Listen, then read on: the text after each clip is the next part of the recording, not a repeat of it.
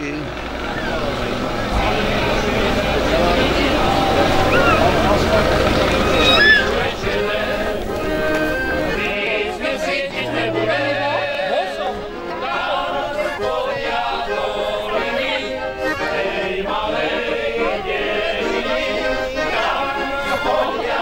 Neboli to krásne uniformy? Áno? To boli... Krásne parádne autá.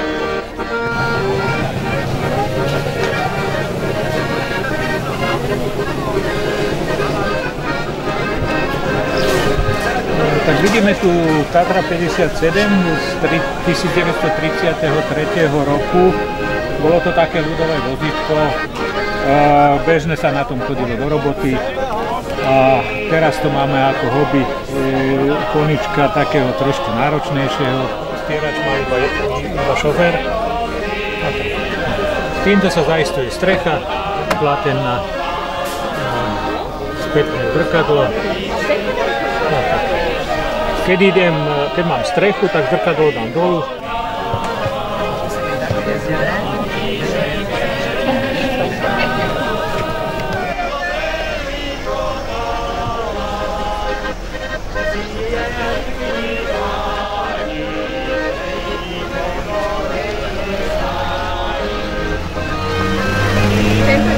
Tradične s Dožinkovou slávnosťou spájame aj zraz historických vozidiel, 3. ročník. Vyšla tu vlastne rôzne vozidlá z celého Slovenska. Sú tu vlastne desiatky vozidiel, či už motorky, auta alebo traktory.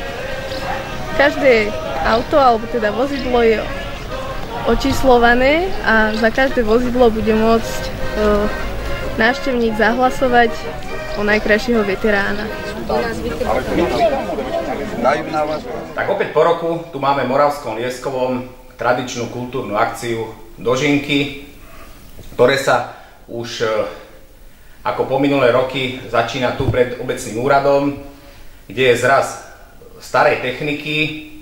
Máme tu vozidlá, v podstate, ktoré nám slúžili v nejakej takej krátkej alebo už pre niekoho aj možno vzdialenej minulosti a boli využívané. Je to vlastne doplnenie symboliky toho všetkého, v čom Dožinky spočívajú, pretože dnes už sa absolútne vytratila tá tradícia, to očakávanie, že teda či nám počasie dovolí, či nám bude prijať príroda, či tá úroda bude hlavne s výsledkom, že či budeme mať ten chleba a či budeme mať čo jesť. Ale v dnešnej dobe sme už vlastne v podstate nastavení tak, že niektorí možno ani netušia, že akým spôsobom to bolo kedysi ťažké dorábať ten tradičný chlebík a ako to obilie sa hlavne ťažko a s problémami muselo dostať z toho pola do tej sípky alebo do tej stodoly tomu gazdovi.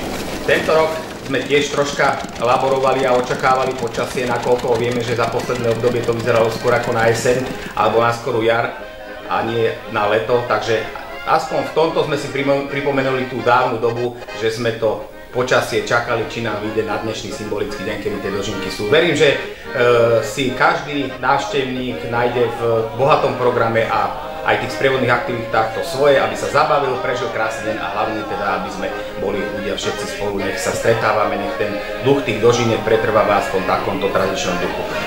Áno, je krásny čas, dobre, že nám to vyšlo, že po covide konečne.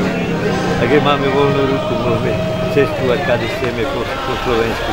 Aby sa asi kamery, no musím mu ukázať, nie je riadne autá.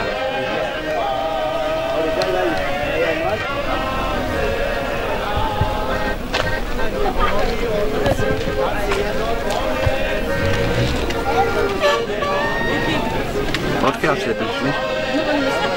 Vy ste mešťani?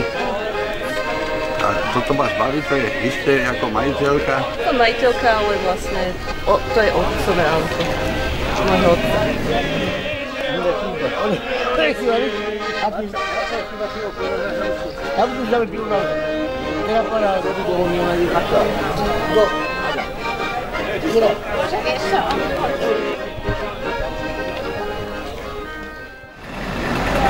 Čau!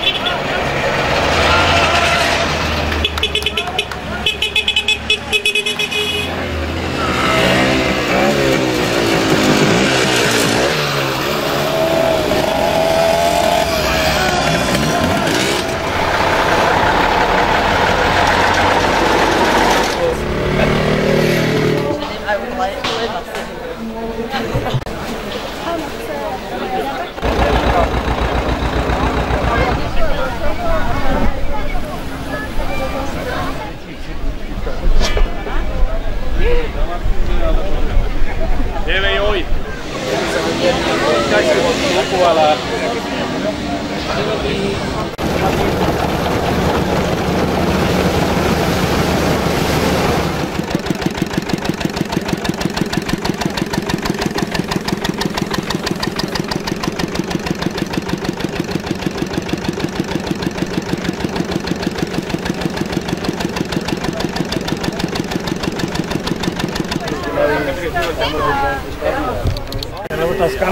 Poďme sa záberu preč, budeme v televíznych novinách, krimi novinách.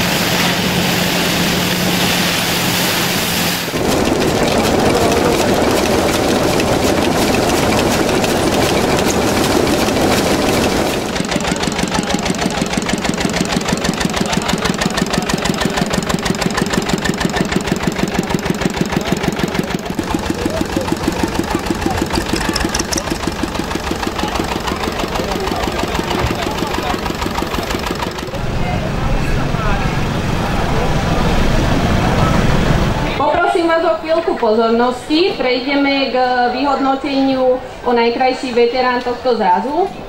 Na 3. mieste sa umiestnil Tomáš Slováček s poradovým číslom 10 a s vozidlom Excalibur. Poprosíme ho, aby prišiel za nami sem na pódium, odovzdáme mu cenu. Takže ešte raz poprosím na pódium Tomáša Slováčka, aby si prebral cenu za svoje 3. miesto. Umiestnil Marek Filipek s poradovým číslom 20 a vozidlom Java 350. Poprosíme ho na pódium.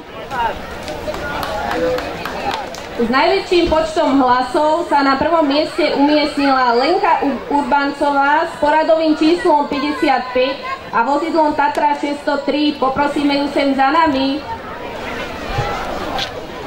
Ďakujem. Čo to je vlastne? To prvé? Nie, ďakujem.